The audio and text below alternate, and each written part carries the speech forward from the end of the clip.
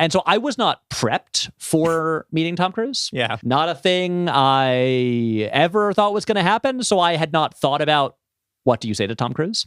You didn't think to ask him about Nick Morton and The Mummy. No, but it is. Otherwise, you would have. If you had thought ahead, you would have known to talk about the Dark Universe.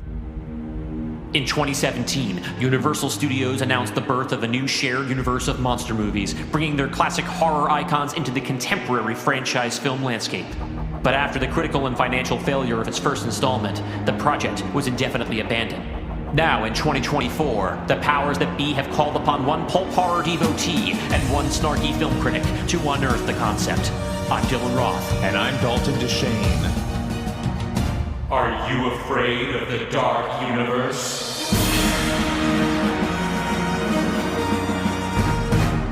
Welcome back to Are You Afraid of the Dark Universe, the podcast where we attempt to resurrect Universal Studios' failed cinematic universe of monster movies, one pitch at a time.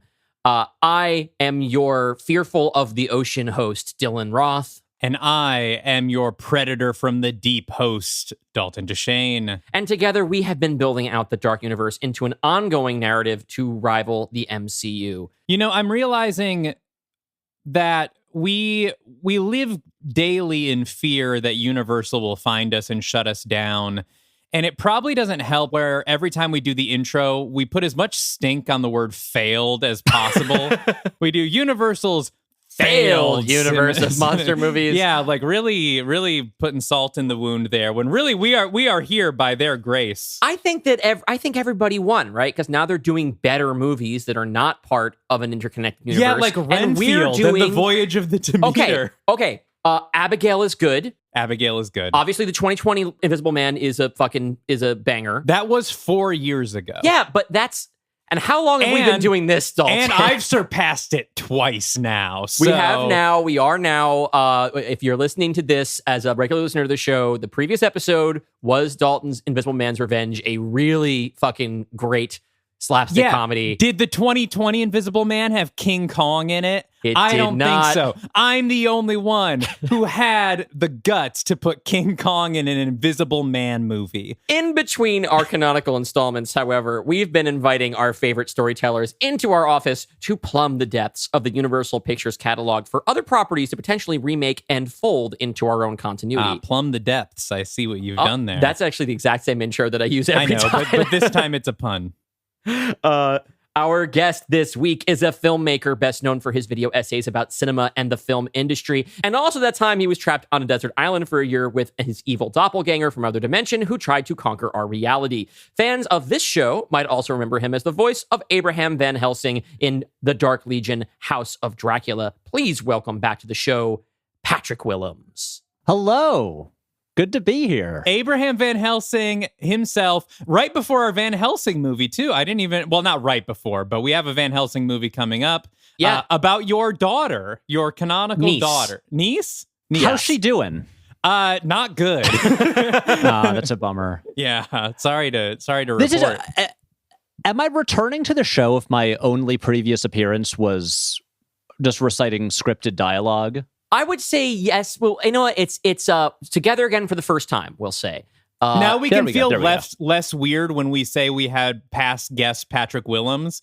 Now we can just feel more confident when we put that in the ad. Yeah. I'm officially a guest now. Yes. Unless this episode is so disastrous that it's unreleasable.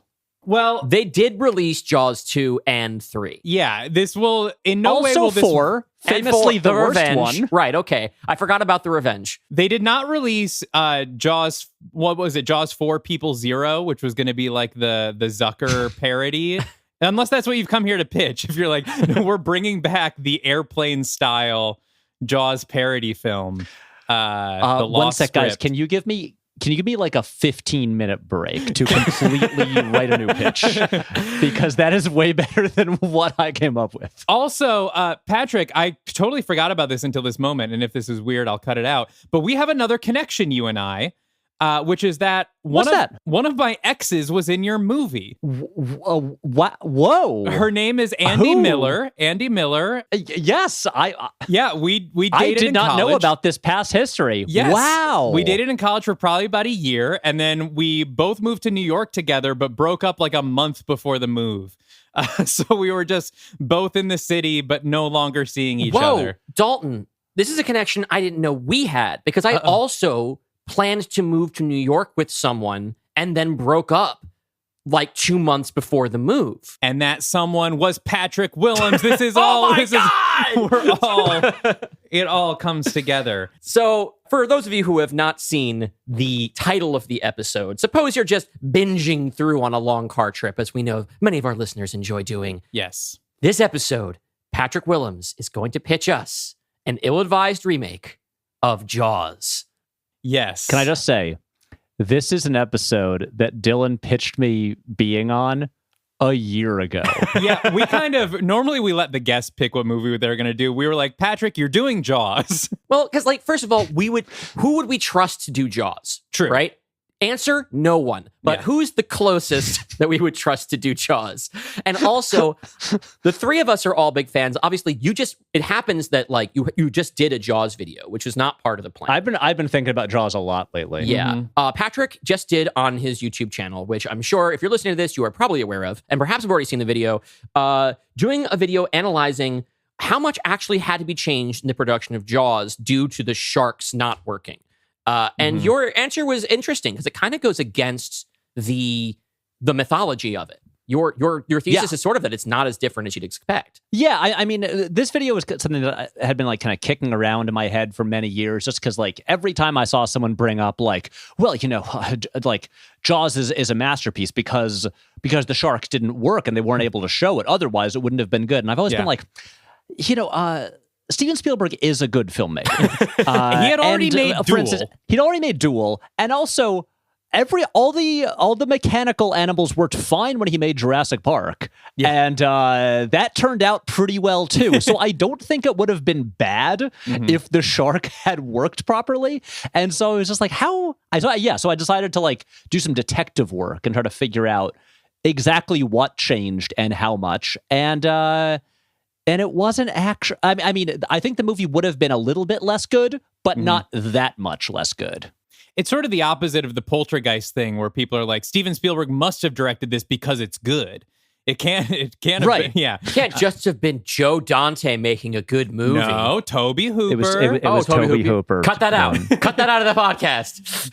Well, I mean, Toby Hooper, who, you know, made a masterpiece. Yes. And has also made not good movies. Yeah. But I think is totally capable of making a very good Poltergeist. I don't know. That one is also a bit of a mystery to me because I'm just like, you know, there's like, I come down on the side of, I think Spielberg was very hands-on, but did not ghost direct the whole movie. There's a lot of Spielberg and ghost Also, direct, no of course. pun with Yeah, ghost I think direct. people just like the idea of being able Of to a say that ghost somebody director. ghost directed a movie called Poltergeist. There's a lot of Spielbergisms Exactly. in it, and we look forward to your video essay on it next year, and then we'll have you back to pitch another Poltergeist remake because Is Poltergeist Universal? I don't know. I don't think so. I think it would have come up on our map at some point if it was. But that brings us back Okay. to it's summer blockbuster season. Yes, we wanted to do this with you at our last guest episode before the 4th of July weekend. Yes. This is the movie that kicked off summer blockbusters, unless that's also a myth. But that as I understand it, It's this true. was the summer blockbuster. It's Jaws. We have mostly stayed away from the big Universal modern classics, right? We've obviously, the whole premise is to go back to like the 30s and 40s classics. But other than that, we've done a lot of like we've done and Village of the Damned And Colossus, the Forbin Project. and we did do Scott Pilgrim versus the World. Well, honestly, because we're just running out of classes from the 30s. And sort of the promise of the dark universe on a long enough time scale was we were like, there's a lot of Universal stuff for us to deal with in the modern era. Like, we could do Child's Play. We could do all of the Blumhouse stuff, I think, is distributed by, there's Jordan Peele, which we're not going to touch as two white guys. But, like, all this stuff is available to us. Right. We always say that the ultimate end game of the Dark Universe is to do Fast and Furious versus Christine. Yes. Or Chucky versus Megan. Yeah. But of course, the Universal catalog also opens us up to a lot of Spielberg, which has not been remade, and is quite the job. But, we're 3 phases in. It's time we start playing with the big dogs. And so we've decided to go with Jaws. Patrick, we know you have this video essay out now, but tell us your history with Jaws sort of in general. When was the first time you saw it? All that kind of stuff. I think I first saw Jaws when I was in first grade. So around when I was like, maybe I had just turned 7 years old. Mm-hmm. Which is, it's one of those things where it's like, Jaws is like a fairly intense movie. Yeah, you were the same age as the kid that gets eaten. Yeah. Well, actually, I think Alex Kintner was more like 10. Okay. See that Willems boy spilled all over the dock. that was a good Murray Hamilton. Thank you. I have done a lot of practice. But yeah, I saw it when I was in first grade because I remember it kicked off a huge shark phase for me, where I would just like go to the library, the school library, the public library. I would just check out books about sharks and read about sharks and draw sharks. And I always I would gravitate toward the books that had illustrations of sharks like biting people with blood. I would watch all of the Jaws sequels because when you're a kid, you're stupid and have no taste. Sure. And so all the Jaws sequels are good. Is there a shark? Is there blood? Shark. Yeah. In fact, there's more shark and more blood. Yeah. Yeah. That's all you need. And it was a thing, like, I'll never forget. This was like a few years later, like, I think after my shark era, but I still, it left me with a lifelong kind of, love of just shark media and sharks are cool. But I remember being a kid and being at the movies, and when the trailer for Deep Blue Sea came on, a movie I didn't know existed at the time, and I was just like, oh my God, did they make a new Jaws movie? And they didn't. It was, it was just a different shark movie. But yeah, so I have loved Jaws at this point. I mean, actually, really for almost 3 decades. It is one of my favorite movies. It has been since I was a child, but unlike the Jaws sequels, which I also loved as a child, I still love the first one because it is. Look, I've seen it more times than almost any other movie. It's not like my number one favorite movie, but like, it's in the top 20. I'm sure, maybe top 15, maybe top 10. I feel like I know it by heart. I realized that because when I made this video, and there's a point early on in the video where I say, like, look, if for some reason you have not seen Jaws, please just pause the video and go watch it. Like, it's weird that you haven't seen it by now, but the video isn't going anywhere, and really, your time would be better spent watching the movie. And I was surprised to discover multiple people that I know, told me, like, oh yeah, I stopped the video there because I haven't seen Jaws. Wow. And what I realized was, in the time that I've lived in New York City, about 12 years, I have seen Jaws in a theater 6 times. Wow. It plays so often. Right. Everyone's got to have it around 4th of July weekend, and then sometimes it was re-released in IMAX like a year and a half ago, but yeah, it plays every summer. I've seen it on 35 3 times. Wow. It is not only so easy to just watch Jaws in general, it's so easy to watch Jaws in a theater. But yeah, so anyway, Jaws is like the greatest thing in the world. It's a perfect masterpiece that I love so much. I love reading about the making of it. I love talking about it. I love watching it. And the idea of remaking it is just an objectively terrible idea that I am so deeply opposed to. And when Dylan mentioned this idea to me, I I really took a moment to pause because I remember you stopped on the stairs of the subway. yeah, because it is fundamentally an awful idea. Oh yeah. But the idea of this podcast, because it's a thing where, you know, we all know the Universal monsters, we all know, you know, the Dark Universe. We all Jaws know the Dark is, Universe. You know, one of the We all biggest, do. most popular franchises. I mean, changed In the ho- face of the movie industry. Yes. Everyone listening to this podcast knows the Dark Universe. Yes. Yeah. But it's the thing where Jaws, will be talked about as a monster movie sometimes, but I had never even considered it being grouped in with the Universal monsters until that moment. And I'm like, that is such a galaxy brain idea that even though this is such a fucking terrible idea, I will do it because Might as well do it in the lowest stakes environment possible. Exactly. And so, and then at any time Dylan would check in and be like, hey, want to do it on like this season? I'd be like, I have no ideas. Yeah, I'm drawing a complete blank. Yeah. Push it back more. So yeah, anyway, that's me with Jaws. Love it so much. I do want to say one thing that I think is funny about Jaws. I'm saying that remaking it is such a bad idea, but the interesting thing about Jaws is that it has 3 sequels that are not good. Yeah. I just rewatched Jaws 2 for the first time since I was a kid. It's not terrible, but it's like deeply mediocre. Yeah.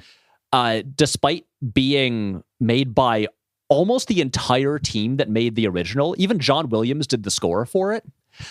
And despite having these 3 sequels that get pretty bad by the end, they have not sullied the reputation of the original at all. Like the original still like stands alone, and then people just kind of forget about the sequels. And so yeah, it's like there's already been more Jaws media that did not tarnish the, you know, the legacy of the first one. And so I'm just like, you know, I don't know, would a remake have the similar effect? Well, it's like with Point Break, right? They made a remake of Point Break, and everyone was just like, okay, we're just going to kind of pretend that didn't happen. Or Poltergeist. Well, they also released the remake of Point Break the same weekend as The Force Awakens. That's true. Yeah. And so just no one knew it existed. But like Jaws 2 was a genuine hit, like when it came out.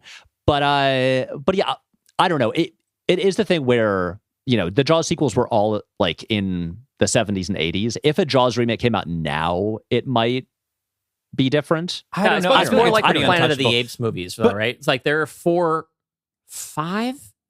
sequels to Escape, Conquest, War, Battle. You just read the article about them. Yeah, there's and most people just kind of don't think of them at all unless they happen to be, you know, like raised on cable and they just passed by them. I think some of them are kind of good. You can read about it on digitaltrends.com. But here's the thing. You brought up Deep Blue Sea.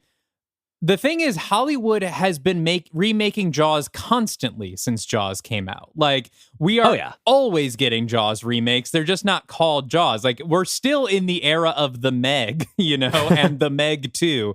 The thing about, like, a Jaws remake is Jaws is such a simple premise.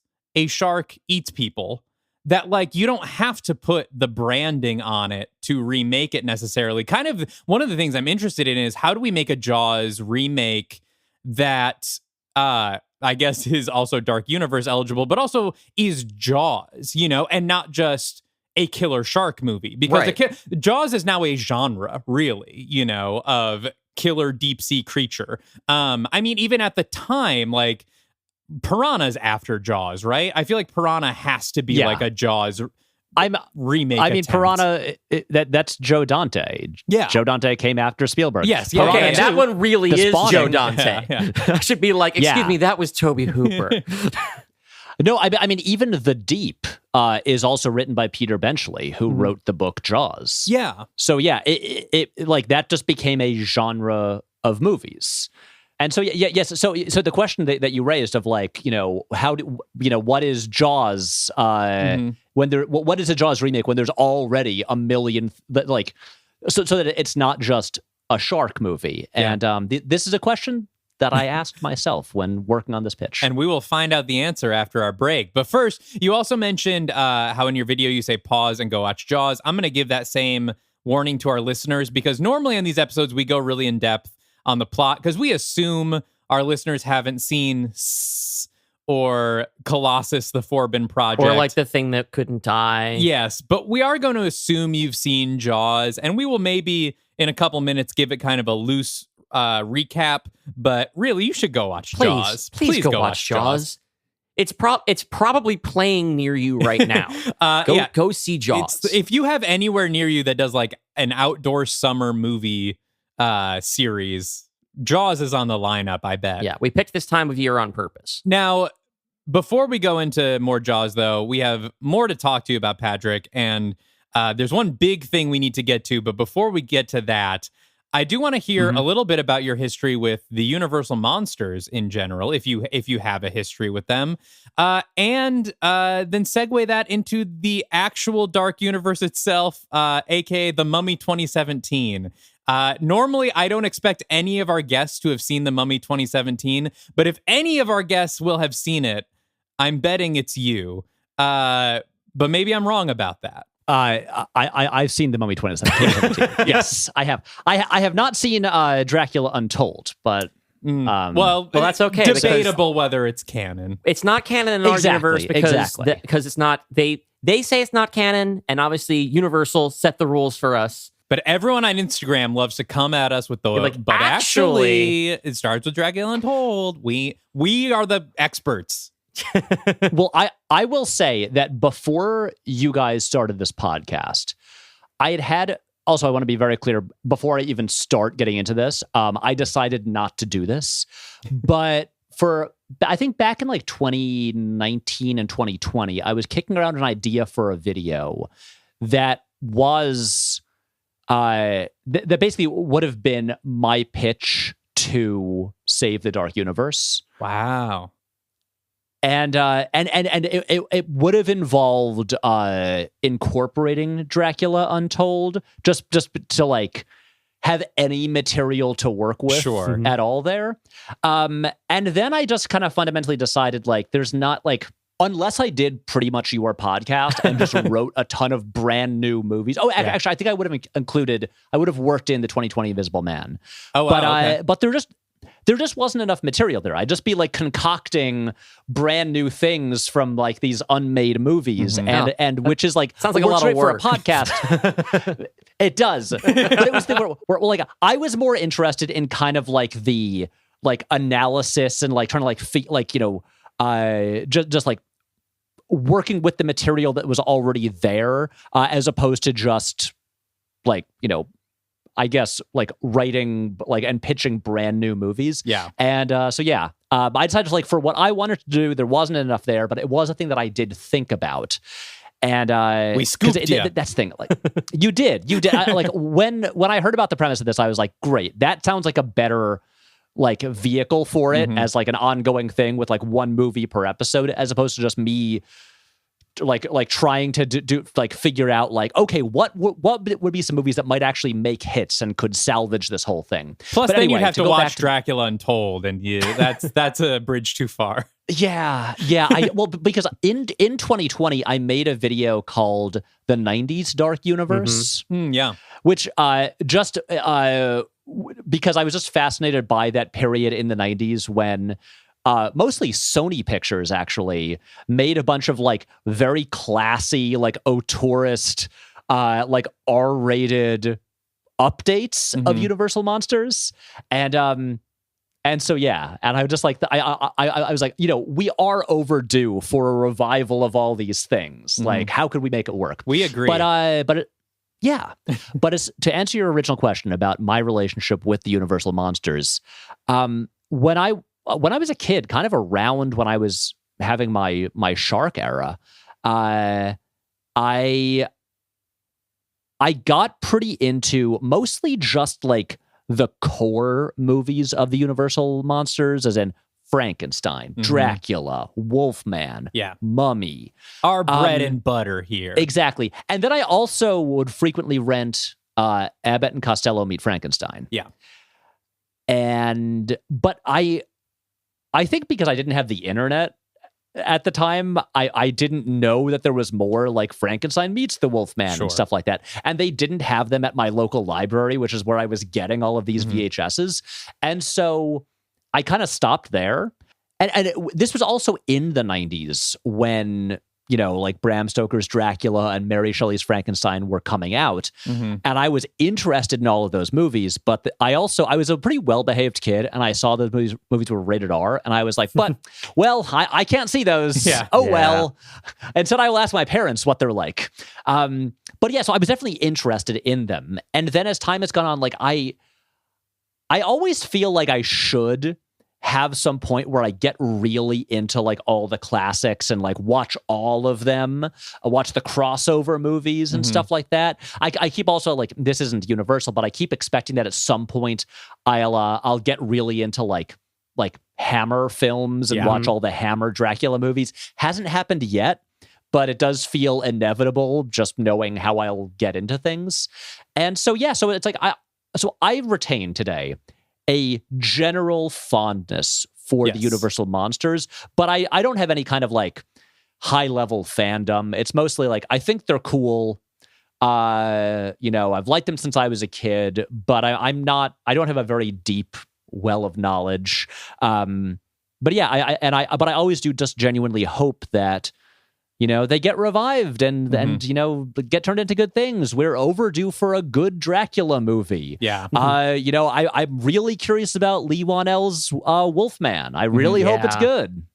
Yeah, I mean, I would say neither of us were also like huge Universal Monster fans. I mean, I think I had seen, like you said, a couple of the classics and stuff. But a lot of the deep cuts we didn't really get into until we were making this podcast, and we're just sort of, mining for ideas and things. So it's not as if like we both grew up on Dracula's Daughter being like, oh my God, Dracula's Daughter is so good. Can't wait to remake that with Janelle Monáe. Yeah. And that's canon now. Now, before we go into the pitch, we talked about The Mummy 2017 a little bit because as it's so often easy to forget while making this podcast, the Dark Universe did exist for one brief shining movie. And as much as we've expanded an entirely fictional ensemble cast of dozens of actors, there are some people who are actually in the Dark Universe. Annabelle Wallis, Russell Crowe, Jake Johnson. But of course, it was all anchored by one man. And this is one man who you have met. That's true. Tom Cruise himself. You are the only guest, the only person we know that has met an actual member of the Dark Universe. I've met Nick Morton. You've met Yes, you Nick have. Morton, famous film character Nick Morton. We all have the Funko Pop at home. Yes. I've tried to get that Funko. You guys know the story about the Funko Pop, right? Yeah. It fluctuates in price wildly. Yeah. I remember when I first looked at it, or first found out about it, it was like $500. Now you can get it for like 40.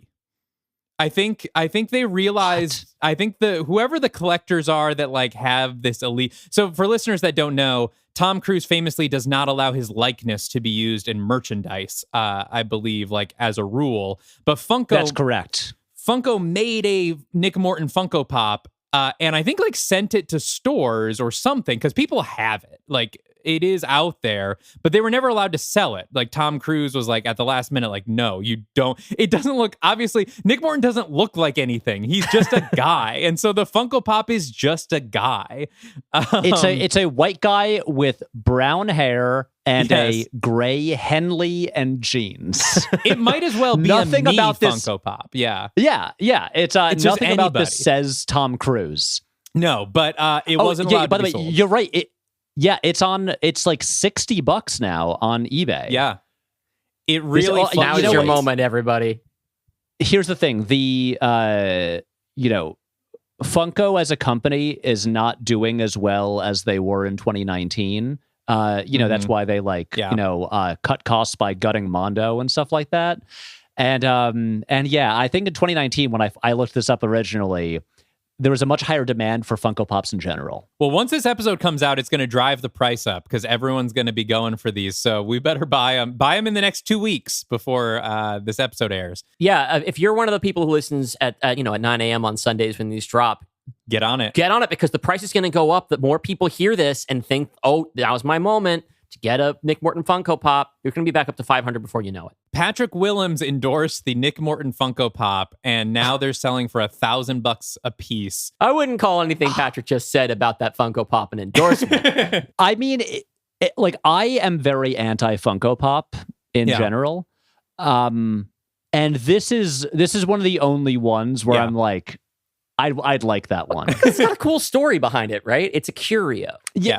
Exactly. It's just very funny.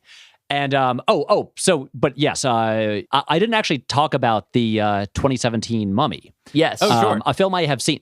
So look, I don't say this just because I met him, but like, I think Tom Cruise is our greatest living movie star. Yeah. He's the best. Has been the best for a very long time. Has like the greatest filmography of like any living American actor. And so I see basically every movie that he does. Yeah. He's very reliable. And the 2017 Mummy is one of the only Cruise movies in my lifetime that I didn't see in theaters. Wow. I mean, I didn't see Rock of Ages in theaters. I still haven't seen Lions for Lambs because no living human has. Well, I don't think no living human saw The Mummy 2017 in theaters. I think it was actually illegal at the time. You have to watch it on an airplane or on Netflix. Since our podcast has come out, at a couple points it has been top 10 on Netflix, and that's the Dylan and Dalton bump right there. Hey, it's funny. I mean, it didn't have a terrible opening weekend in theaters. Yeah. Like, especially by 2024 standards, it had a a little bit below expectations opening weekend. But I do remember, actually, I have a memory of this, of being on the Upper West Side and walking down Broadway in 2017 and talking to my mom on the phone and walking past the AMC Lincoln Square and saying, oh, they're setting up for a premiere. Oh, it's the premiere of that new Mummy with Tom Cruise. And so I walked past the premiere as it was happening. Wow. So I mean, if nothing else, they had a premiere at a theater. But yeah, I saw it later, on home video. And my general take on the Mummy, maybe it's because I went into it after it had just become like a punching bag and, the laughing stock of the film industry. I think the movie I think it's mediocre. I don't think it's like an utter disaster. I agree. Especially, and the thing was, like, at the end, I think it is just deeply weird that Tom Cruise is in that movie, because he had the Mission Impossible franchise, which was going strong. Yeah. I mean, the Mummy came out between Rogue Nation and Fallout. This was not like a bad time. This is not like around MI3. Yeah. So he's doing fine. He also had recently started the Jack Reacher series, which, if they hadn't botched the second movie, seemed like it could have been another franchise that he could have going even past the point where he's able to do like the really crazy Mission Impossible stunts. Yeah. And so I'm like, why, for a guy who has avoided sequels for outside of Mission Impossible for his entire career, why sign on to like a big cinematic universe that, if it works out, will like tie up his schedule for years? Yeah. I don't know. And what's fascinating to me about that movie is, like, he's obviously, it's weird that he would do it. He's miscast. Like, he is about at least 10, maybe 15 years too old for that character.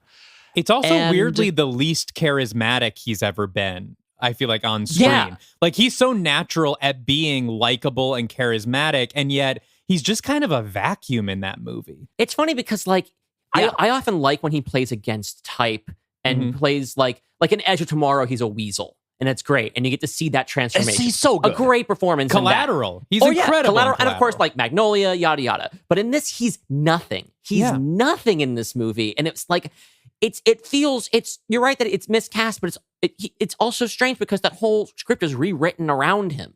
So the idea that it could still not be for him. And I assume you guys have seen the screenwriting credits on The Mummy. Yeah. Oh, for sure. We've read the original. Well, I at least have read the original script. That was waiting until John Spates. We have talked about at some point we're going to do an episode and an event where we read through, we do a dramatic rating of the entire pre-Tom Cruise original. It's completely script. unrecognizable. It shares 0% DNA with the final film. And like to why he would do it, I assume it's the promise of like, oh, you will be the new Robert Downey Jr. of the next big franchise. But also it seems like they gave him limitless creative control. Like he was just allowed to steamroll everyone and be like, well, this is what I want to do. And this is what we're going to do, you know? But it's also weird because the Cruise thing is usually like, he generally works with like either very like high level directors, or certain people that are, or he'll have his like Macquarie is now a very high level director, are just people that are or like he's done a couple movies with like Kaczynski, and are his people that like he really trusts and can collaborate with, and also he is one of the main his vision is one of the main visions like on the film. And Alex Kurtzman is such an odd person for him to work with. Yeah. And it's the thing where, have you guys watched that? There's like a bonus feature on the Mummy Blu-ray that's like a conversation between Cruise and Kurtzman. Yeah. And it really does seem to just like that Cruise is just like kind of like running the show. Yes. And I will say, without naming names, a friend of mine used to work in Kurtzman's office over like doing like Star Trek stuff. And apparently there was just kind of a general kind of unspoken rule in the office. Don't bring up the Mummy. Well, anytime it's brought up in an interview to him, he's always like, I learned a lot. Like he's under no illusions that he made a movie that he's not being like, I'm proud of everything that I make. It's like, but it's kind of things like, it was just, there's a lot that goes into making a movie. And what's funny is I've watched all of the special features on the Mummy Blu-ray. Ultimate Edition, 4K, yada, yada. I have the VR special edition of the Blu-ray. Oh, hell yeah. Which the VR special features don't work. Listen to previous episodes. But anyway, if you watch just the special features for the Mummy, you would be forgiven for thinking that there simply was no director or that Tom Cruise directed it. Because Kurtzman is nowhere to be found. He is not hosting. He's not like, you don't see him directing. He's not talking about his creative vision. It's only Tom Cruise. Every special feature is focused around Tom Cruise talking to the crew, Tom Cruise dictating what the thing's going to be, Tom Cruise talking about the stunt he wants to do in the 0G airplane. Like Kurtzman is nowhere in any of it. Like you really have to read between the lines to understand that there was a director on this film that was not Tom Cruise. Yeah, it's wild. It seems like that was a case where Cruise and company tried so hard to save that thing and make it work. And there's so many things in there. Just the fact that the movie was shot on film, which was like, until very recently, a thing that Cruise would insist upon. Like he would not do digitally shot movies. And like that movie, there's no reason it would be shot. Like Kurtzman would not have the power to be like, we're shooting on film, but Cruise would. And physical sets. Everything is like the prodigium sets, the tombs, like everything is physically built. There are no green, like maybe there's some green screen, I'm sure, but like it's mostly practical sets that are gorgeous. Yeah, the production design of the movie is one of the strengths. Yeah. Yeah, they've got that going on. Obviously, there's like the cool like plane crash scene with the 0G stuff. And it's the thing where like, even when he's not credited, like it's just a thing where Macquarie comes in and will like work on every movie Cruise makes. Yeah. And it's like, man, this is the one he couldn't fix. Yeah. But it's like you look at that lineup and it's like, you've got David Koepp there, Macquarie's there. You've got, Jenny Lumet, the writer of Rachel Getting Married, co-wrote The Mummy. Everyone is coming in, and it's just a thing that could not come together. But where that movie ends up, setting up Cruise to be this like supernatural villain of future movies, that's where I'm like, shit, I wish they could have salvaged this because I want to see that movie. Yeah. You want to see where it leads. And if you liked that, dear listener, you'll love Are You Afraid of the Dark Universe, the podcast you're currently listening to. Go on back to the beginning of the show. We have a whole other hour and a half where we talk about The Mummy, and then we dive into the new shit. You were saying, though, like... And then 100 hours of stuff after that. You were saying that that it's a mediocre movie. It's not like the disaster people made it out to be. And I think, yes, it's just very mid, kind of all around. But there's a weird thing where I think it was completely crushed under the weight of millennial nostalgia for the 1999, where the target audience for this movie has rose-colored glasses for the 1990, which is not a perfect film, and is flawed in many regards, but came out at the time where everyone has their memory of the 1999 Mummy. And this is so far afield from that I think the fact, it would have had to be really good to be this different and also still please those people. Mm-hmm.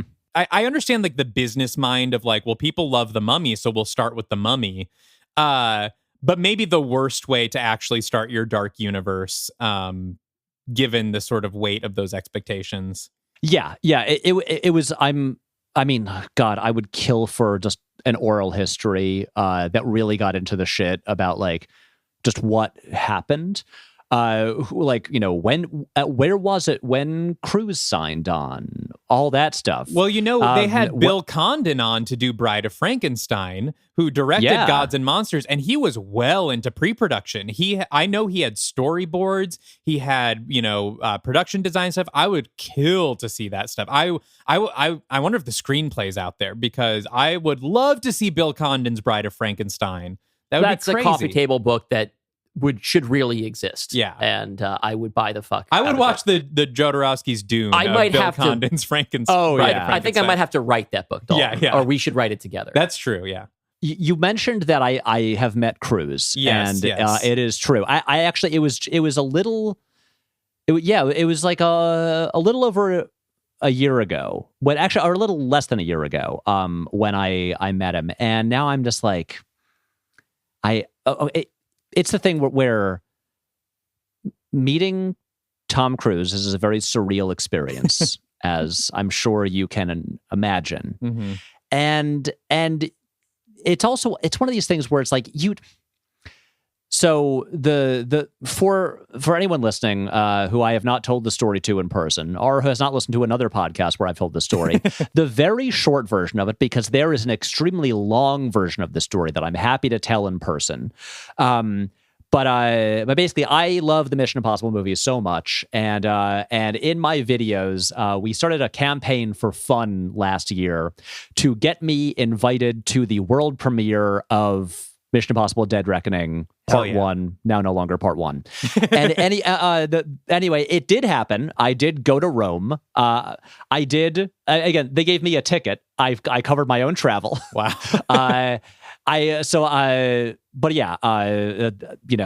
Mission Impossible was accomplished. And so I went to Rome, and then, but I just attended the premiere normally. But then I got invited to the New York premiere, and for the New York premiere, I got a VIP ticket. Wow. Where for that, I walked the red carpet. First and only time I've done that. I'm on Getty Images, where you can see my brain going a million miles per hour as I try to think, what do I do with my hands? How do I pose for photos? And anyway, after the red carpet, they brought us upstairs to a little area overlooking the red carpet with free champagne and stuff. And I'm hanging out with my friend who I brought as my +1. And then the publicists just tell us hey, just so you guys know, Tom is arriving soon. And I thought that meant, oh, Tom's going to go do the red carpet, and we'll just watch him do that. Because sometimes that means Tom is arriving, don't look at him. Sometimes it's a warning, hey, he's coming, don't talk to him. Could have meant anything, but I was just oh, okay.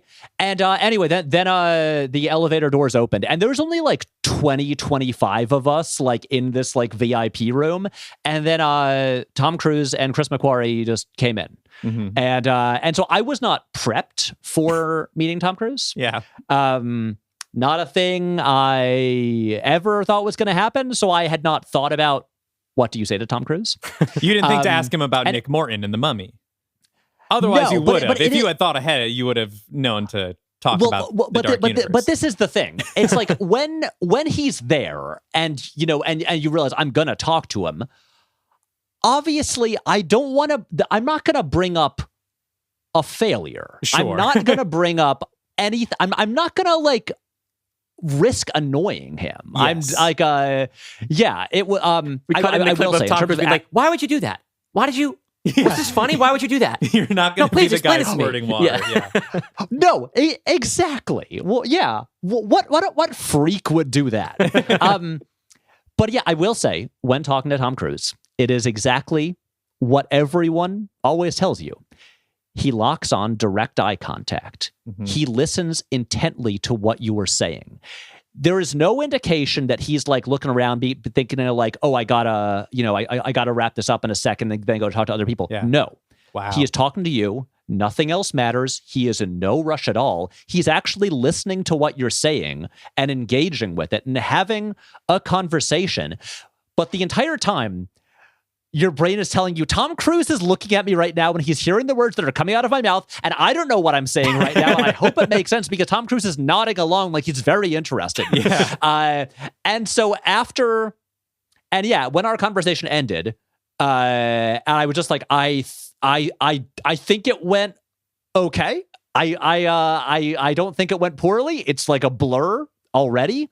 But yeah, it was cool. It happened, and it didn't go poorly. And I doubt that he like remembers me because he meets a trillion people. I don't know. I will say I did meet McQuarrie right after that. Oh yeah. It's McQuarrie and I we're not like friends or anything, but we had exchanged a few like Twitter DMs before.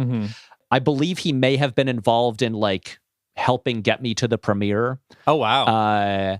And so I've gotten to know a little bit just over the past year Eddie Hamilton, who's the editor on the Mission Impossible movies and like edited Top Gun Maverick, who's the loveliest guy in the world.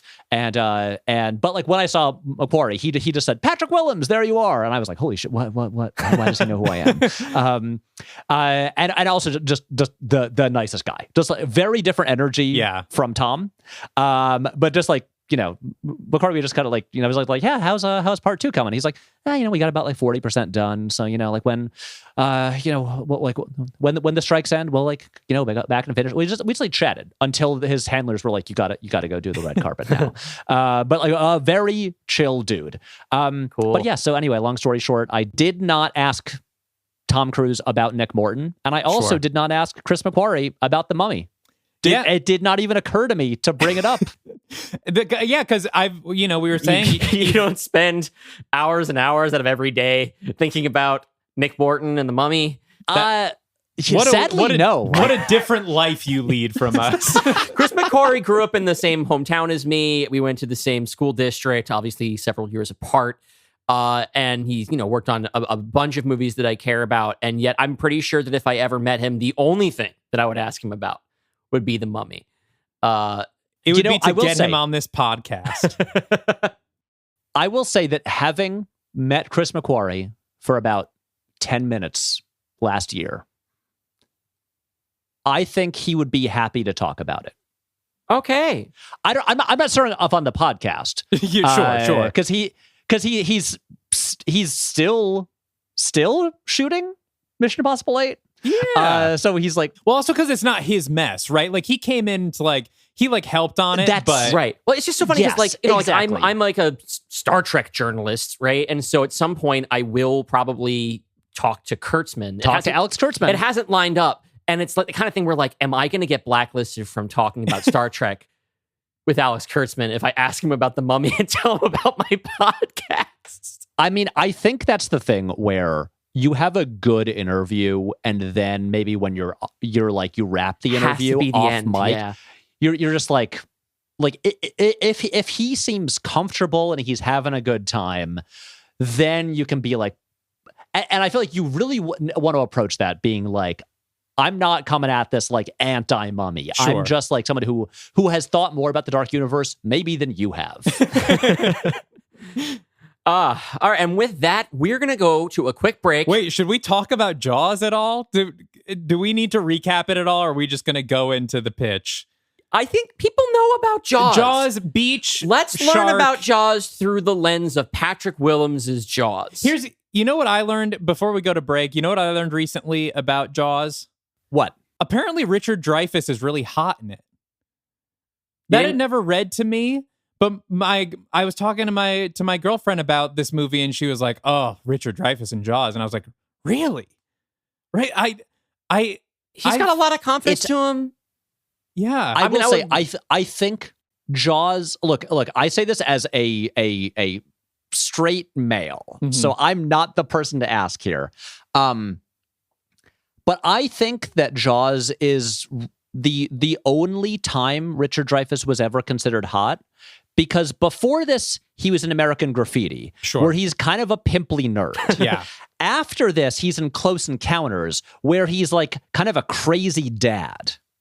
Jaws is the one time that he's just a cool dude. I will counter that with Neil Simon's The Goodbye Girl, because that was the other one. It's a romantic comedy. He won Best Actor at the Oscars for a romantic comedy, where he's an insane actor, just the most insane man who's ever lived, but is so energetic and charismatic that I forget her name. I forget the actress's name in The Goodbye Girl, but she like falls in love with him, and you in the audience kind of fall in love with him too. He has like this very brief mid-70s window where he's wearing tight jeans and has like a well-manicured beard and is like a sort of positive masculinity macho gremlin that I think reads as hot. I mean, people in the Discord can correct me if I'm getting this wrong. Well, every time I try to picture hot Richard Dreyfuss, I get Timothy Busfield.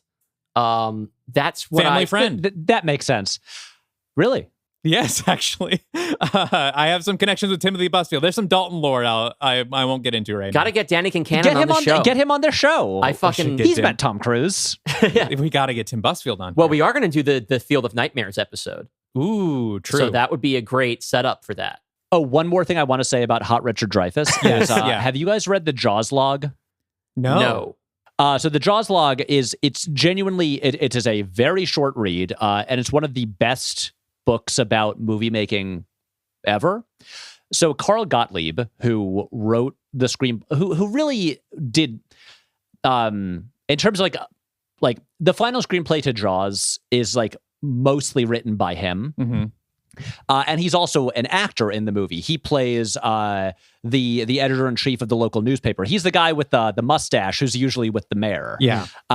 But so because they were writing a lot of the screenplay to Jaws on the set, he lived in a house with Steven Spielberg for the entire production on Martha's Vineyard and was acting in the movie and was like writing the script in a house with Spielberg every single night. Wow. And he wrote this book that came out like a year after the movie that is just a full document of the production. Wow. From a guy who was there for the entire thing. And it's great. And like a lot of the stuff that was like one of my main sources for the video that I made. But it's great. It answers almost every question that you could have about the production of Jaws, including what actually who wrote what in the USS Indianapolis speech. Mm-hmm. But one detail that I think is really funny is he was talking about how,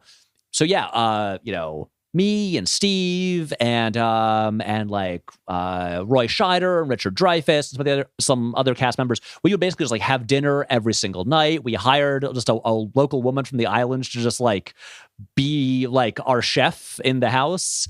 And he's like, yeah. And then as summer started up and like the town got busier,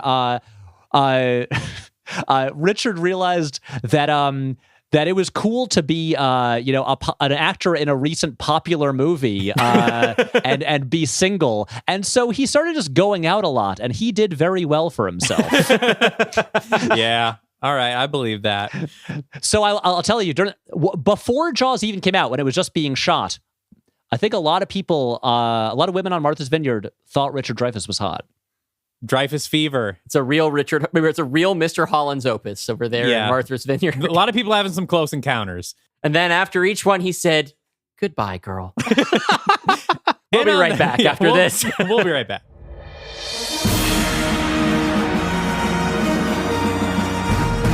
Star Trek has never been just one thing. The ideas we associate with Trek are flexible, shifting and changing over time, depending on who is writing it, and even who is watching. In this sense, then, Star Trek itself is a mirror universe.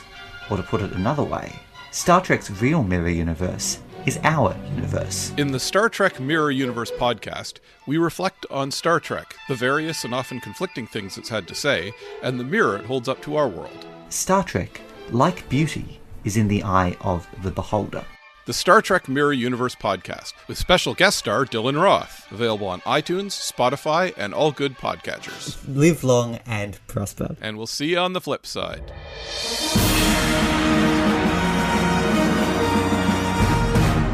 Welcome back to Are You Afraid of the Dark Universe?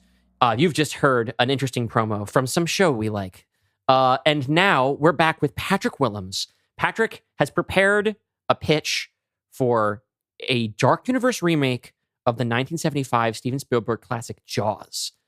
And we can't wait to hear it. Patrick, where do you want to begin? Do you want to begin with your process, or do you want to jump into like the elevator pitch of it all? I want to start with my process. Great. Because this is a thing where, again, you brought this up to me a year ago. Actually, I remember. You brought this up to me right after we had seen Asteroid City. Yeah. A movie we did not arrange to see together, but we ran into each other in the subway station when we were both getting off the train separately, walking over to the Alamo Drafthouse in Brooklyn to see it. Well, because Patrick and I are both big Thursday morning Alamo Drafthouse people. People who with weird work schedules, so we can just go to movies in the morning. Mm-hmm. And so, and I had just gotten the confirmation that I was in for the Rome Mission Impossible premiere, and you were the first person I told. I remember you were glowing. We were walking through things like, you're not going to believe what just happened. Well, I mean, to be clear, I had like texted people. You were the first person I told in person. In person, right. Yes.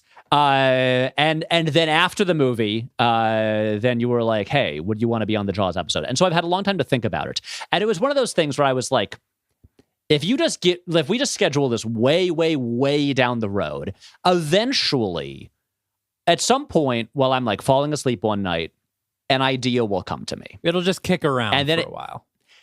And that's usually what happens with things. And it just didn't for a long time. Yeah. I want to be clear. I'm not coming in here with being like, well, guys, I couldn't do it. It turns out you just shouldn't remake Jaws, and that's that. And next time, stay afraid of the dark universe. Roll credits.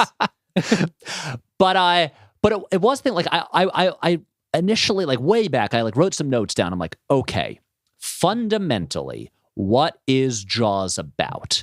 It is about basically having your idyllic home invaded by a destructive force. Mm-hmm. That is it. Amity means friendship. Yes. It is an island. It is a nice place where people go on vacation. It's a place that feels very comfortable. Brody and his family left the dangerous streets of New York City, where he was a cop, to move here to a nice place. And then this uncontrollable, monstrous, destructive force comes and shatters the peace. And that's what Jaws is. I think that is the core idea of Jaws. The place that seems safe is suddenly not safe. Well, and I think that was the thing that was so scary when it came out, was like, you know, it'll make you afraid to go in the water thing. Like, this is, your vacation, the thing you do for fun to relax, you are still at risk, you know? And it kicked off this whole wave of shark fears because it hit everybody in a place they could relate to, which is, you know, beach, vacation, having fun. Like, you are not safe even when you're at your most peaceful or relaxed, you know? No one had considered that there could be a fish that was bad. Yes, yeah. Until Spielberg invented it. Until Spielberg invented sharks. Yeah. And then I think the other core thing about Jaws, the other thing that gives it its power, other than that, like really like kind of like, you know, fundamental like base fear, is just the perfect interplay of like the three men at the center of it. Each one a different type. You have this beautiful little triangle of types, and that's it. And so I kept thinking like, okay, how do we do this? Do we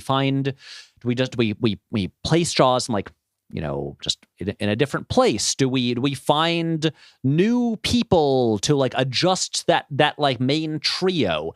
And the more I thought about, like, nothing was clicking into place for me. I'm like, fundamental. Okay, so I'll put it this way. I think I know this is. I'm sorry to bring up the world's most controversial hot button issue that everyone still hates hearing about. But the 2016 Ghostbusters.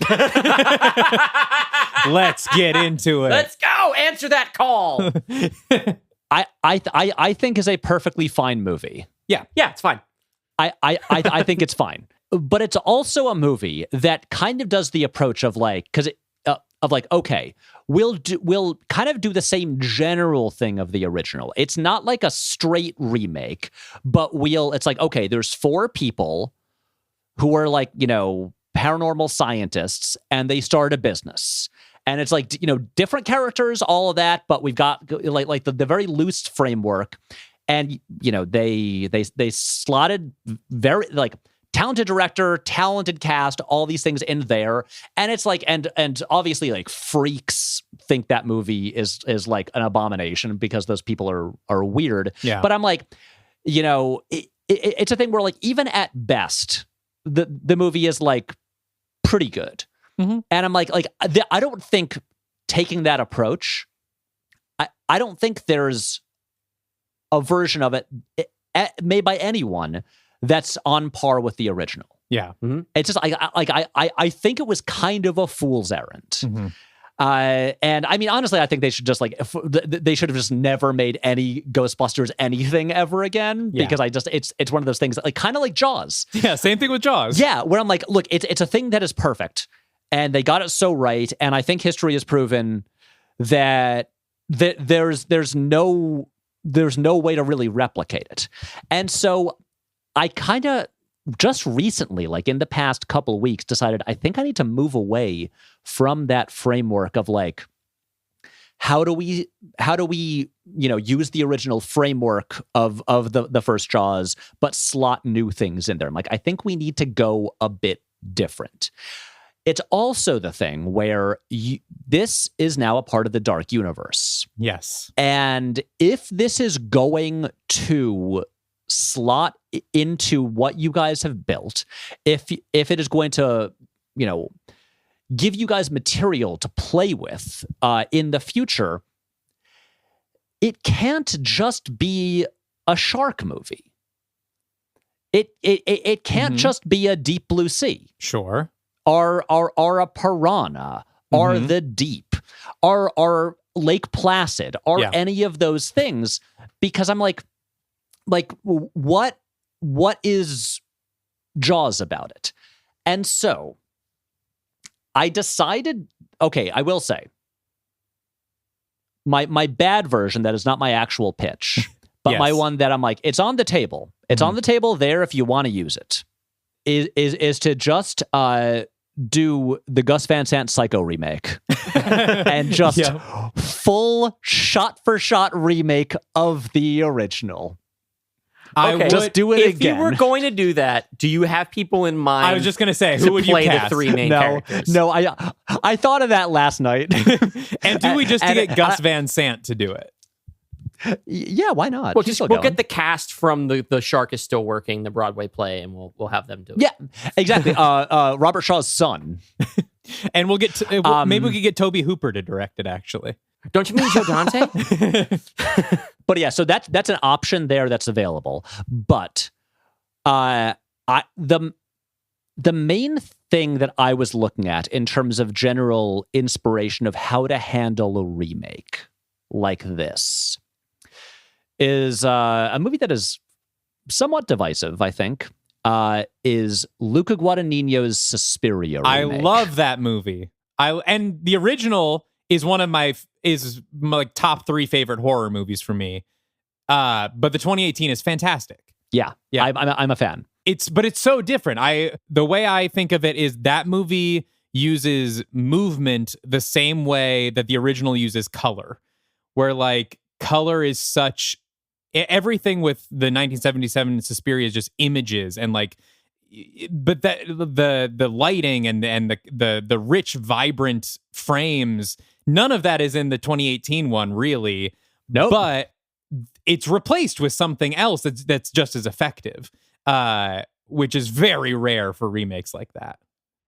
Oh yeah, it's one of those things where it's like, you know, it has, you know, elements of it, a kind of similar setting, but then it's like, you know, characters are different. So much of it is different. Yeah. All the stuff with it's set in Berlin, right? I think so. Yeah, it's twice as long. Yeah. Oh yeah. And so I'm like, that is kind of how I'm looking at how I want to approach this Jaws one, where there will be elements of the original that are there, but in no way is it going to just be the same kind of thing. Yes. And so I want to set this on a small island off the coast of Italy. Yes. Cool. On board. It's also a place we haven't really been yet in our dark universe. We have not done a movie set in coastal Italy. That's true. Terrific. And so we're recording this episode in late May. I am in Cannes, France. We forgot to mention that you are live from Cannes. Yeah, I've been at the Cannes Film Festival for the past week. The official Dark Universe Cannes correspondent, Patrick Willems, on the mic. Yep. There, you know, this is going to come as a huge shock to you guys, but in the past week at the Cannes Film Festival, this is actually the first conversation about the Dark Universe I've had while I've been here. Wait, there aren't any new Dark Universe films at Cannes this year? Cannes low-key Not fell this off, year. I think. Yeah, way fell off. Wow. Not this year, but actually, while I got some inspiration from one of the movies that I saw here. That is not a horror movie at all, and not a monster movie. But one of my favorite movies from the festival is one that I don't has not gotten as much attention as I think it should. Is Parthenope, which is the new Paolo Sorrentino film. Okay, which I loved, and it's all set in Naples, Italy, like in the 70s. And it's all like just beautiful Italian scenery, like on the coast, people swimming all the time. And I was like, ooh, what if Jaws was in a spot like that? And I went to Google Maps and I was like, ooh, there are little islands off the coast of Italy. And so, okay. So Jaws. So I also want to be very clear. I do not, like, my pitch is not, like, it is fairly loose. Sure. I think I only have one character name. Okay. I'm not coming in here with like a finished screenplay. I'm coming in here with like, you guys are studio executives. I'm like, here's what I've got in mind. That's good because we're already like over an hour in. So yeah. Terrific. So the movie, I think, does in classic Jaws fashion, and not just Jaws, but the Jaws sequels do this as well. And I recently rewatched Jaws 2, and I'm pulling in some ideas from Jaws 2. Hell yeah. So it opens with a shark attack. Sure. Of course. I have no more details than that, but it needs to open with a shark attack scene. And so, anyway, but this happens off the coast of this little island in Italy. And so then the people who run the town, they decided to do something about it. And so they bring in right away a marine biologist, shark expert, who's an American who had been in Europe for a while, and he's a single father, and he has a daughter who's maybe 18, 19. Okay. And she's our him. main character. Oh, okay. So, yes. So she's our main character. Do you have any casting ideas for these two characters? Right before this call, I was going through who are the young actors right now and stuff like that. Do that too. And I'm just who seem like the right age and all of that. And I'm just it almost just Jenna Ortega could do it, but almost seems too obvious. Yeah. Just because I don't know. She's a moody teen. She's not in the dark universe things. That's true. No, we have not cast her in anything, and neither of any of our guests. But you know what? She could. She's apparently 21, and which seems like a good age. Yeah. People who are 28, I'm I think that's too old. Yeah. Mm-hmm. But which is I was originally thinking maybe Taylor Russell from Bones and All. Ah, yeah. Could fit into this as well, but I was oh, she's older than I thought she was. But yeah, so this kind of thing, and she's kind of our central character. Her dad is sort of the Hooper-ish role. Mm-hmm. There is a marine biologist, on this little Italian island. There is a chief of police. Mm-hmm. So there'll be certain roles where people familiar with Jaws, and by that I mean everybody, will be okay. I recognize things about that character, but they're not doing the same things. Our hero is not the chief of police. And so, have you guys seen Jaws 2? I actually, maybe once on cable when I was 12. I have almost no memory of it, other than I remember or have read that they incorporate a lot more of the gangster stuff that was cut. No, that is not correct. There is zero gangster stuff. Then I know nothing about Jaws 2. I have not seen it. Okay, you don't have to. But so Jaws 2 is a direct sequel to the original, following Brody again. But half of the movie is just about teens on Amity Island. Brody's eldest son, who was 11 in the first movie and now is 17 3 years later. But half the movie really it almost feels like a Friday the 13th sequel. It's just about teens hanging out, kissing each other, going boating and stuff like that. And I'm okay, I want to look to that a little bit, because the first act of this movie is going to kind of be about here's a very key thing. The marine biologist, whose name I do not have, his daughter, our central character, her name is Chrissy. Chrissy, of course, the name of the girl who dies in the opening scene of Jaws. Mm-hmm. I'm okay. This time, Chrissy not only is gonna live, Chrissy's gonna be the star of the movie. But I like that it also kind of metatextually puts the sword of Damocles over her head, right? You think are they going to kill off this character? And this is going to be one of those weird things like the Thing remake prequel type thing where turns out we're going to have, well, no one will think that because it's taking place in the south of France in coastal Italy in 2020s. But also me. Now the sword of Damocles is over the movie's head because, of course, all the fans will be it's woke. It's, she's a Mary Sue. They made a feminist Jaws. It's Ghostbusters 2016 all over again.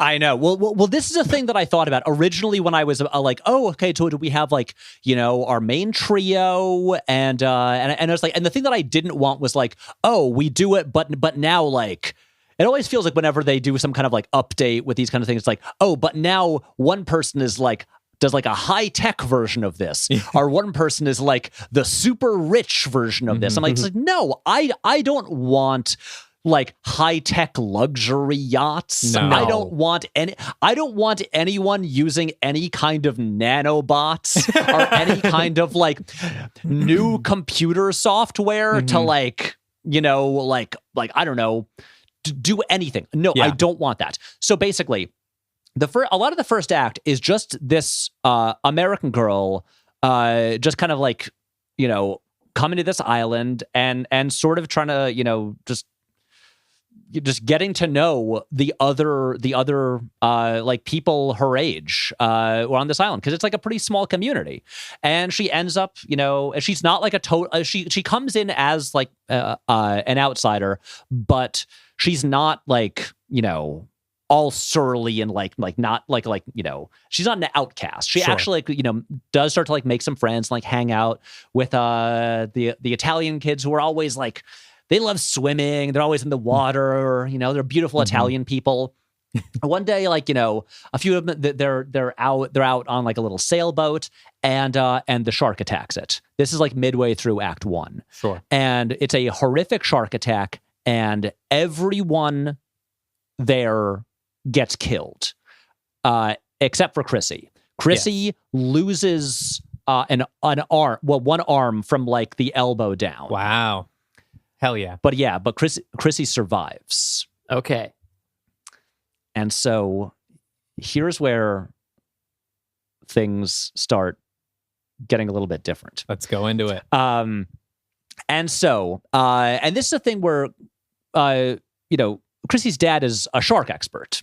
She's been hearing about sharks her whole life, but this is her first encounter with one, kind of like in the flesh, and now one has literally like disfigured her. Now, is this a situation where? Sorry, I just have a question. I think about the relationship. Has she been warned about sharks her whole life, or is her father one of those sort of marine biologists, which kind of is like more like in real life, is like, sharks' reputation for being killer and dangerous is very overblown,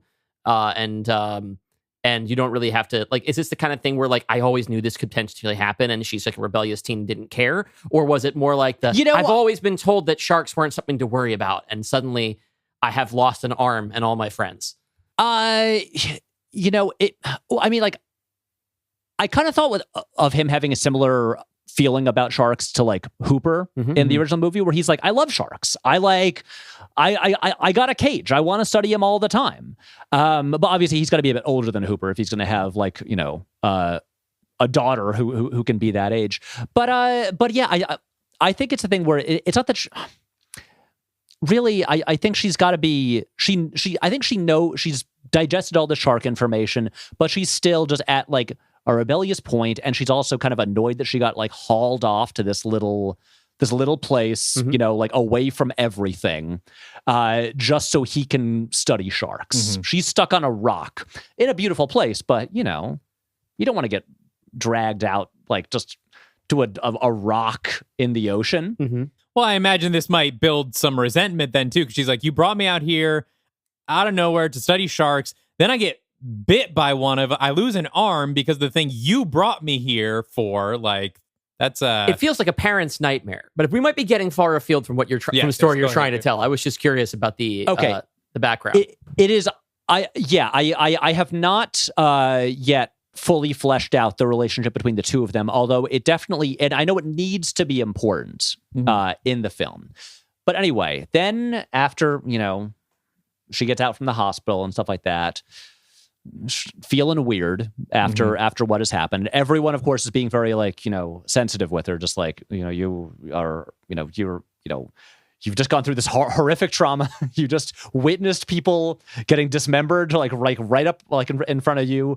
You lost a limb. And so she starts spending a lot of time alone, just like sitting on the beach, like by the water, just kind of like looking out at the water. And so, and even then, like, as like other people are like going into the water and stuff like that, like tourists and stuff like that. It's like it's the summer. It's like beautiful where they're in Italy, and it is like, again, I have not yet quite figured out about exactly what the town rules are about are they closing beaches, whatever. Is like we don't want to just rehash the same mayor stuff as before, but the chief of police and her dad are they're working on it, trying to. I do think that needs to, like, she's the main character, but them dealing with shark stuff needs to be a major subplot. But so, essentially, one thing that I did not mention before, in the shark attack scene, after the shark has like bitten her arm off. I do want a real moment where she and the shark make eye contact, and it like lingers on it. I'm talking a little bit, but in a much darker way. A little bit like, I can't remember his name, but Jake Sully's kid and Payakan in Avatar: The Way of Water. No one remembers the name of Jake Sully's kid. That's fine. I remember a few of the kids' names, but I can't remember this specific kid's name. Anyway, and so the way the movie is going to kind of go is that I'm not going to go through every single thing beat for beat for beat for beat. Sure. Because I haven't figured out every single one. But the basic thrust of this is she maybe, we don't spell exactly how this works out, seems to have made some kind of weird psychic link with this shark and starts to, as this goes on, become more and more obsessed with this shark and becomes more and more kind of shark-like and predatory herself. We've got a scene that I really want to have where she is on the beach when there is a shark attack, kind of like the Alex Kintner one. And when, when like his like bloody little like floaty raft thing like washes into shore, and there's still like blood in the water. I want that to happen, but I want her to kind of go up to the water and drink a little bit of it. Ooh. So I want that. And she gets so, a taste. And she gets the taste. Exactly. And so the kind of like the core relationship in the movie is a little bit between her and the shark. And so there's a scene in Act 2 where she's been made this group of friends. They didn't all die in that attack, just a few of them. But she had maybe had this been starting to have this like flirtation with a local boy named Paolo. And there's a part where Paolo finds her sitting out on a dock by the water, and she's been there alone. They talk, and the two of them kiss. And then we reveal there that on the dock she actually has a bucket of chum that she's been throwing into the water, and then she pushes Paolo off the dock into the water, and the shark eats him as she just watches. And so she becomes more and more fascinated by this, and starts to be trying to help the shark by giving it victims. And so I'm thinking of this a little bit like Christine. Yeah. Also a little bit like Halloween Ends, a movie that I think is underrated. Think about Halloween Ends. We love Halloween Ends on this podcast. When you were saying that the eye contact between her and the shark, I was like, oh, like between what's his name and Michael Myers under the bridge in Halloween Ends. That's another movie we ran into each other on the way. I was on the way out of the movie. You were on the way into the movie. I ran into you on the subway, and I was like, I just saw Halloween Ends. Like, I'm going there to see it. How is it? And I'm like, not what you're expecting. Correct. And when I was like, oh, it's Christine, I was like, cool. So so there's a key part in, again, I do not have a scene for scene thing. We can flesh this out more, but basically this is really about building Chrissy into our monster. We have a very key part here is, like the original Jaws, we're going to have a part in Act 2 where the people catch and kill a shark, and they think they've caught it. They think they did it. They got a shark, and she's there. And when she hears about this, she's distraught. And then the shark comes in, and they drop it on the dock, and she throws her. She's in tears, throws herself down on the dock. She's and she can't explain it. She's just she's heartbroken at the shark being broken, the shark being dead, and then obviously. She will realize that this is, and everyone will realize this is not the shark. This is a shark. And in this time, before this happens, she will have gotten outfitted with a prosthetic arm to replace her past one.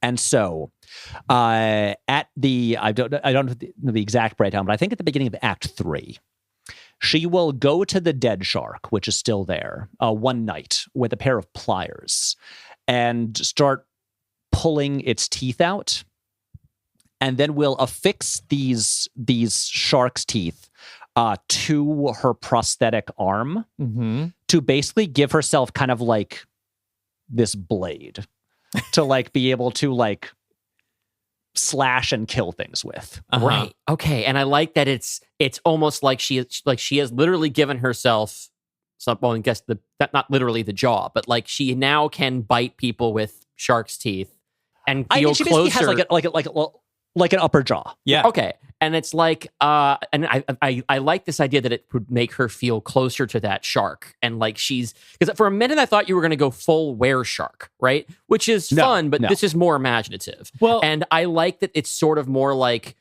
I don't know, like she's trying to find more ways to relate to this thing and his experience. But it's like whether or not there's a supernatural element, like the effect is psychological rather than physical. Because can I point out one more thing, Dalton? I know you have something to say. No, go ahead. And I'll make this quick. Because a key thing here is that great white sharks do not tend to be in the waters in this, in Italy here. It is warmer water than they usually go into. Yeah. And so I want the parallel there where both she and the shark are like outsiders to this area. They're both not supposed to be there. And so we have, it's not an exact one-for-one thing, but like it's the kind of thing where when you have the scenes where like her dad is talking to the chief of police and talking about how this shark is like an outsider to these waters. It's like it's not native. It shouldn't be here. It was like I don't know how it got here, but like we want the audience drawing like the link to be this is like her. She's not supposed to be here either. So sorry, Dalton, what were you going to say a minute ago? Go ahead, finish your thought. I have a larger thing to talk about, but maybe I should let you get farther into your pitch. Okay.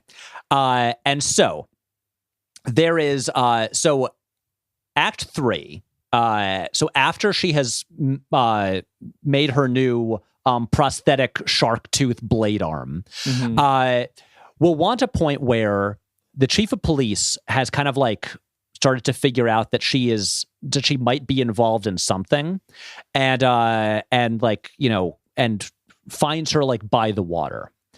Or I think like also by like a dock, you know, I don't know. It's Italy. They have these like stone walls over the water and stuff like that. And here as the chief of police, because again, in the original Jaws, the chief of police saved the day, was the hero in the end. So here, Chrissy will slash the chief of police. I think like not like fully like actually, you know what? Yes. Should kill the chief of police, you know, cut their throat, push into the water. The shark is there. Shark tears them apart, and then for the finale, and really, I think for like a lot of the third act, I want this to be a thing where a cruise ship has kind of stopped by, so people from the cruise ship could like go, you know, like go stop by, visit the island for a bit, and when they go back onto the ship, Chrissy stows away with them. And so basically the final stretch of the movie is all set on the cruise ship as Chrissy basically goes on like a killing spree,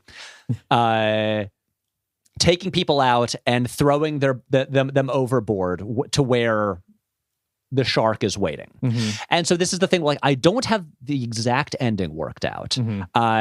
This is but it has to be the kind of thing I feel like it's the kind of thing where it's like, I don't know, she gets shot and then falls into the water, but we don't have like the idea that she could return.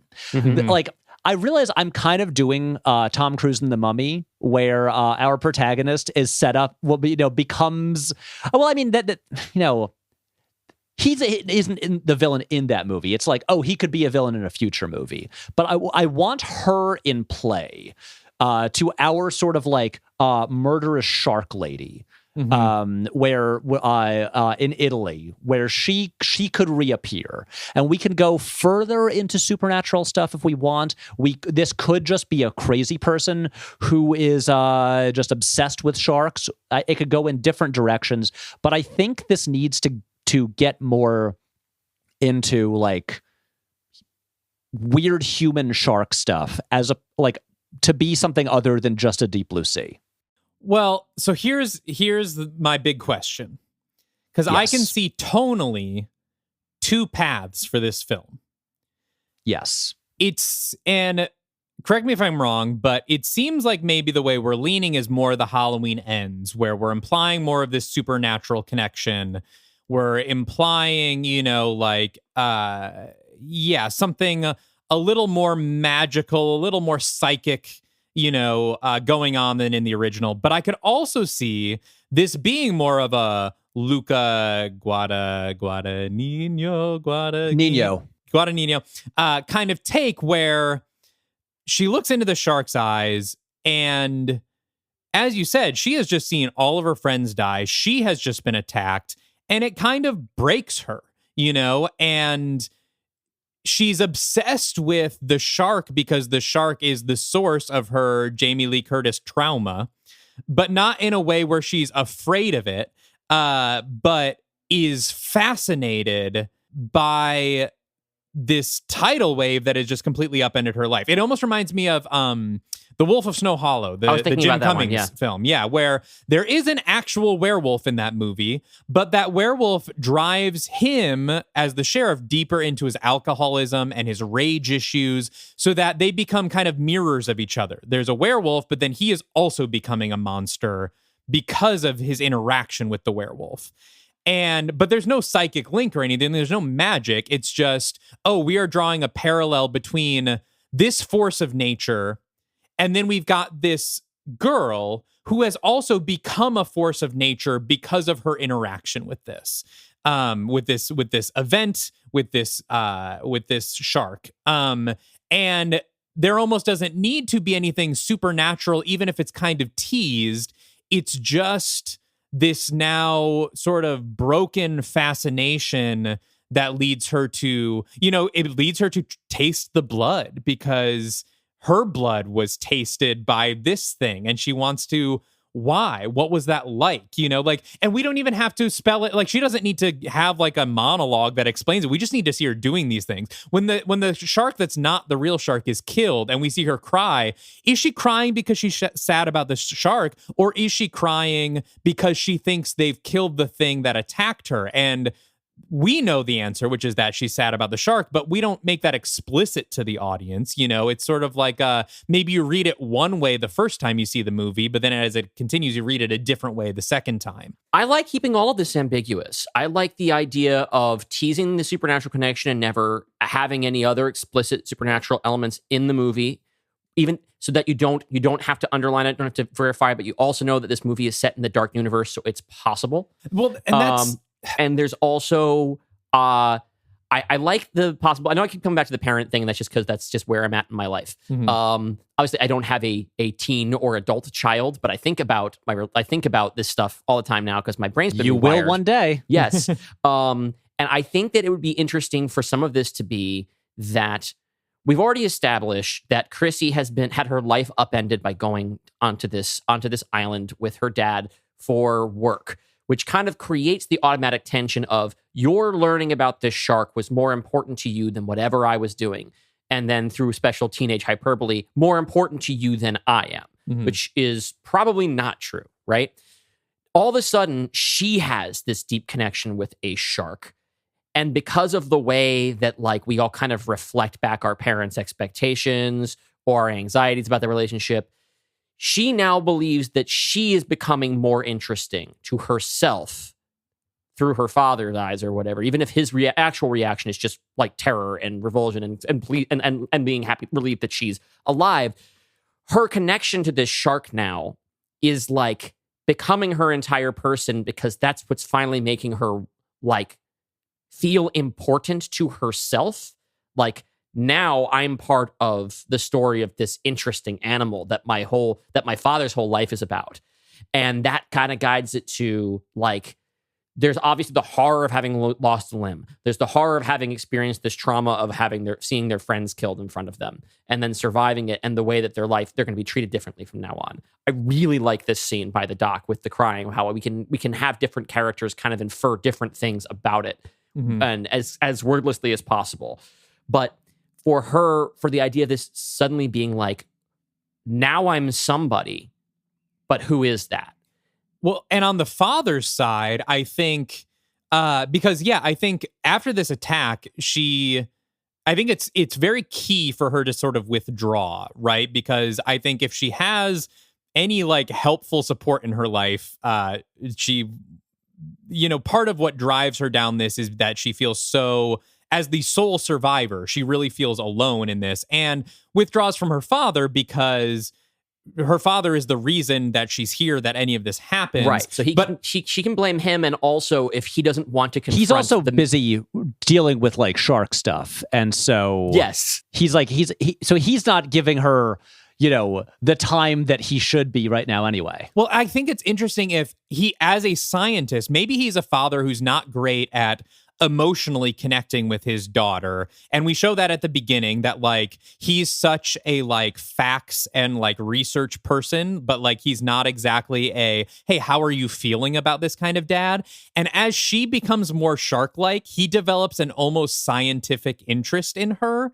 Like as she's like going further away from him, and instead of him being like, what can I as a father do, to like, he's like, something has changed here. I need to analyze it and figure out what it is. But like, we don't have to like spell it out that clearly, but like, she becomes a shark to him. She could start recognizing behaviors in her. Yes, he takes an academic interest in her all of a sudden, the way he takes an academic interest in shark life. And like, to him, they're almost kind of the same. And in that way, he's almost like an audience surrogate in kind of a perverse way, where he's seeing the similarities and the forces of nature between them less than he is being a dad to her in this moment, which of course just kind of maybe draws her further away from him and more down this path, but on the ending, like, I know you're being a good guest and you are trying to give us Dark Universe material, but if the idea here is that she has been radically transformed by this force of nature in the shark, I think it needs to end with him eating her. I think it needs to literally consume her life. If this moment has consumed her life in this way, I think she goes on her rampage. There's maybe she loses the limb. She goes overboard, and I think our final moments are this moment of connection. But at the end of the day, this shark needs to consume her the way it's already consumed her, really. And I think before she dies, we need to have a moment like in the first act where she and the shark make eye contact. Yeah. Mm-hmm. Yeah, there needs to be like, this isn't like this isn't just another attack for food. This is two forces meeting and seeing eye to eye. Like, maybe the first time they saw eye to eye, they were not at the same level, and this time they are. The first time it was meeting as like sort of God to worship her, and now it's two gods. I think maybe they might need to destroy each other. I think in the end, I think it's not just a matter of her getting eaten by this shark. I think that maybe she has this tool that she created from this other shark. I think it needs to be a fight between the two of them. And you could view it either as a fight for dominance, or just let neither of us, we have to either coexist or we have to both cease to exist. I mean, the final shot of the movie could literally be the two of their bloody bodies just sinking to the bottom of the ocean. Yeah, I mean, I don't even know if it needs to be a fight. What if the shark just eats her and the arm kills it because the arm is not digestible? It's covered in these teeth. We like get like a shot inside the shark of like the teeth ripping up its throat, its mouth, I will say that is a thing that I think cinematically it's hard to not make that look silly. Yeah. If then the shark just like stops swimming and sinks. If it's just like, oh, my tummy hurts, and then I'm... Yeah. But the idea of the two of them in this mortal struggle sinking together, I think, is pretty strong. And blood coming out of, like, both of them. That's the thing, The blood seeps out. Yeah, maybe it, like... But I don't know. But that's the idea, is that they end up, killing each other. And it's just sort of this sort of a more artistic version than our usual dark universe fare, but we've definitely delved into it a few times. This is the Jaws that could play at Cannes. As if the original Jaws couldn't play at Cannes, Dalton. You're right. I mean, guys, I saw George Lucas receive an honorary Palme d'Or yesterday. They played footage from The Phantom Menace in the Grand Lumiere Theater, and I was delighted. I think this definitely, the pitch from our Cannes correspondent definitely deserves a Cannes premiere. This Jaws definitely... I will say... Also, I mean, I know it seems obvious, but my director pick is Luca Guadagnino. Yeah, I think that sounds perfect. As you were saying, I mean, we could bringing that up with Suspiria as you were talking, I was like, yeah, we could go the Halloween Ends route with this and make it a little pulpier, make it a little more, supernatural. But if we just stick with Luca, I think this is like a needle he can thread. And he did Suspiria and Bones and All. Yeah. He had Challengers was a hit. He's on a hot streak right now. Young actors love working with him. He is Italian. That's the thing. Yeah. Because, as much as this is partially I got some inspiration from a Paolo Sorrentino movie, and I'd be very interested to see him do a horror movie. Because do you guys know Sorrentino's stuff? I know the name, but I don't know if I've seen any of his stuff. He did. I feel like maybe his biggest thing in the U.S. was he wrote and directed all of The Young Pope, the HBO show with Jude Law. I watched The Young Pope. But yeah, it's he hasn't done horror, but also if you looked at Guadagnino's stuff from I Am Love and A Bigger Splash and Call Me By Your Name, I never would have guessed that he would do horror. So I'd be interested to see Sorrentino do it as well, because he's so good at so well versed in that kind of beautiful coastal Italy kind of thing. Mm-hmm. And so he'd be my second choice. But yeah, this is the thing. I think doing anything that people expect from a Jaws remake is doomed. Yeah. And so I think you need to do a hard left turn and just do something that people are not going to expect at all. And I think also going the slightly art house route with it. Mm-hmm. Well, I mean, look, here's the thing. Some people will go to see a Jaws movie and they'll get mad because it's not just a shark eating people the whole time. But I really don't think there's any version of a movie that's just a shark eating people the whole time that anyone is going to come out excited about. Yeah, we've had a million of those. Yeah. At best, they'll be I don't know, it was okay, but it wasn't as good as the original. Yeah. I think this has very much been the philosophy of our show a lot of the time, is to zag when people expect us to zig whenever possible, because we are already set up with being, sort of a fan fiction endeavor here, right? And so there's a lot of that, right? And that's mostly built on the idea of satisfying the more of this, more of whatever that is that you like. And so, and especially considering the criticisms that we have of the Marvel Universe, which is our structural model for this, we have frequently decided, let's do something weird with this one. Just so we're all on the same page, this is your Eternals, right? I don't think so. We've done more than one little things like this. Yeah, but I do think this is, I think it fits in our dark universe, but can be a standalone. I think one of the things we want in our dark universe is not every film has to be feeding into the franchise. I think things can exist under the banner. And this is of a piece, I think, very much with our Village of the Damned or our Dracula's Daughter, which were all sort of dark art house films about women wronged who are turning into villains, anti-heroes. It's very much of a thematic piece with those. And we've definitely delved into more art house directors coming on board for these. So I think this is actually a perfect fit for the dark universe that we've established anyway. I love it. But just if you want more material, one thing that I toyed with for this, and I was like, no, let's not do it in this movie, because I like the idea about leaving it a little bit ambiguous about is there anything actually like supernatural, magical, whatever. But I had like an early idea was like, oh, should there be some kind of like cult on the island that has some influence over this? I'm like, not in this movie, but Jaws 2, maybe there's a cult, and maybe they're involved in bringing Chrissy back. Yeah, we get into our Halloween Thorn trilogy. Exactly. Yeah, exactly. And so I'm just like, look, if this is part of the Dark Universe, I want to give you guys a potential new monster to play with. Yeah. And if it's just a shark, there's only so much a shark can do. Yeah. And that's not that interesting. I want to give you a new character who can potentially interact with other characters. Here's the thing, is that we have plenty of precedent in our Dark Universe of bringing dead characters back. There could absolutely be a future Dark Legion movie where they resurrect the shark and the creature from the Black Lagoon rides it like a jet ski into battle.